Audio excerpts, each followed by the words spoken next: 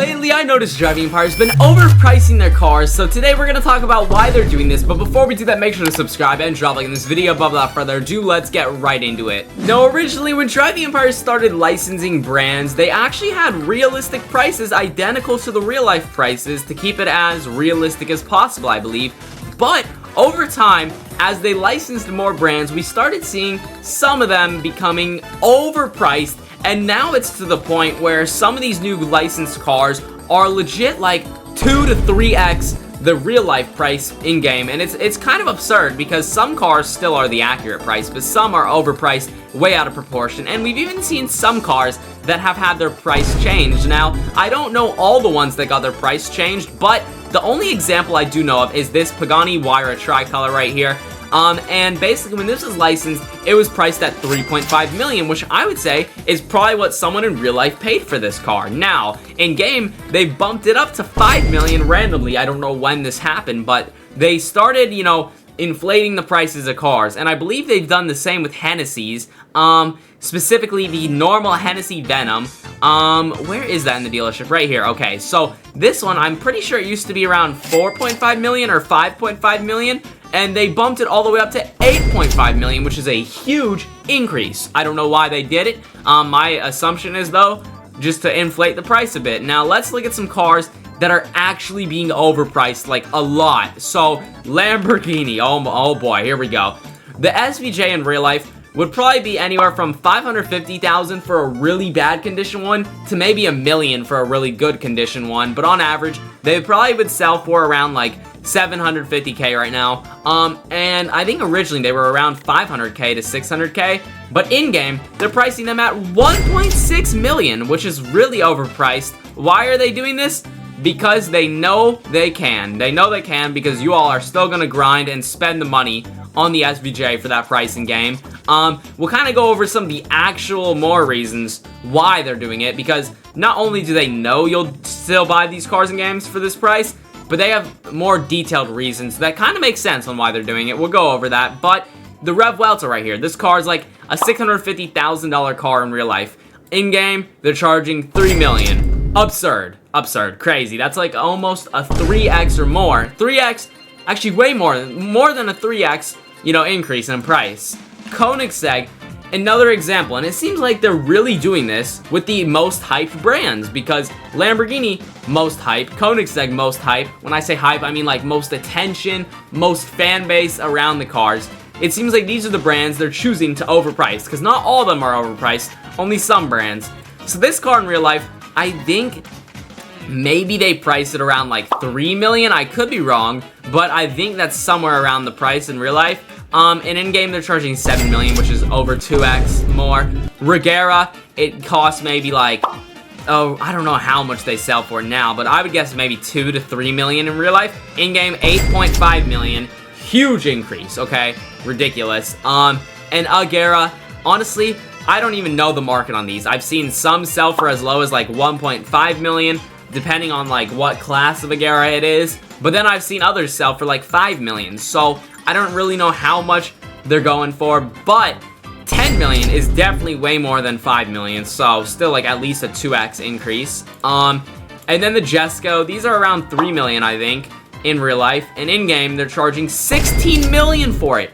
This is huge, a huge jump, huge. Like, I get it, you know, maybe like going from 3 million to 5 million at most because there's a bit of hype around it, but 16 million is just so outrageous. It's just mind-boggling. But why are they doing this? Now, not only do they know that, yeah, you'll still buy the cars because you like them in-game, so they can, but they actually have some more justified reasons behind doing this. So what they've told me when I've asked, why are you overpricing it, basically, they've said it's because they want people to spend Robux in the game, buying money. They want you to spend Robux buying money. Now, what does that do for them? To be honest, it makes them more money. So Robux converts to real money for the devs, which is how they make real money. But what do they need all this real money for? I mean, surely they're already making a ton of money.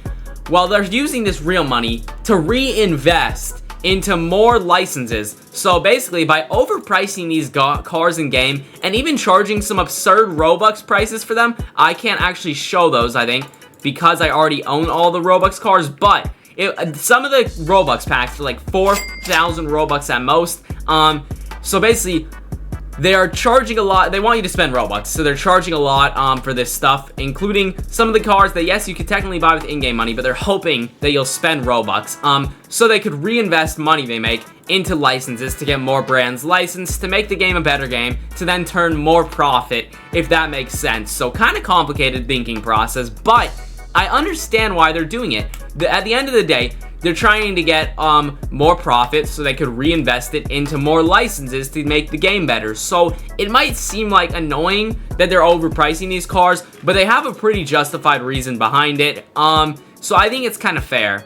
I'm sure something you all are thinking though is, well, yeah, maybe they're overpricing these cars in hopes that you spend Robux, but a lot of people probably aren't spending the Robux because that's a lot of Robux and a lot of money to spend on these cars. So what benefit does it give them if no one's spending the Robux? Well, they get longer, like, player engagement times, which means there's more people playing the game for longer times than they usually would, because if someone wants a Jesco, let's say, and it was 5 million, maybe they'd spend a couple hours getting it, but because it's 16 million, they'll end up spending a day or more in the game, which means more player time, which means more money for the game. So it all goes back to basically them making more money. Even if you're not spending Robux, they're still making more money because you're in the game for longer. So in a way, it's all related to them making more money. Well, it might not seem like that makes sense, because what does you buying a car for more in-game with in-game money have to do with them making real money? It all adds up. It's all full circle, and it leads to them being able to license more cool brands like Koenigsegg and Lamborghini again. Now, why are they inflating prices of some cars? I mean, I'm sure it's for the same reason, but that one's kind of petty and annoying. I feel like they already set the price for that Pagani at 3.5 million. Just keep the price. Don't change it. That's a little annoying. You know, it could cause some confusion. Let's say someone was grinding. Imagine you were the guy grinding for that Pagani, and you got to 3.5 million, and then an update releases right when you're about to buy it, and now it's 5 million. That had to be annoying. I'm sure that happened to like 1 or 2 people. That must suck for them. But I mean, I don't like that they're doing that, but I understand why they're adding cars that are overpriced new. That's more justified, I feel like, rather than just overpricing ones that they already had a set price for. I think it's more fair to just add new ones that are more expensive. So it's justified. I get why they're doing it, and I hope you all kind of process now why they're doing it as well. Hopefully I explained this good, and now you should know why they are overpricing cars in Driving Empire. And honestly, this is also the same reason why you can't sell houses in Driving Empire. It all kind of ties together, because if you could sell houses in Driving Empire, then that's a large cash asset a lot of players would get back right now, so they would get a lot of cash from it. But because you can't sell it, it makes you have to either grind more or spend Robux, because I'm pretty sure almost everyone watching at some point has bought an expensive house in Driving Empire, and they probably have a lot of cash capital put into that. But now you know basically why all this is happening in Driving Empire. I truly hope you guys enjoyed. If you did, make sure to drop a like. I would truly appreciate it. Subscribe and the notification bell so you never miss another upload. Check out the video on screen here. YouTube links to like it, and I will see you all in the next one. Peace.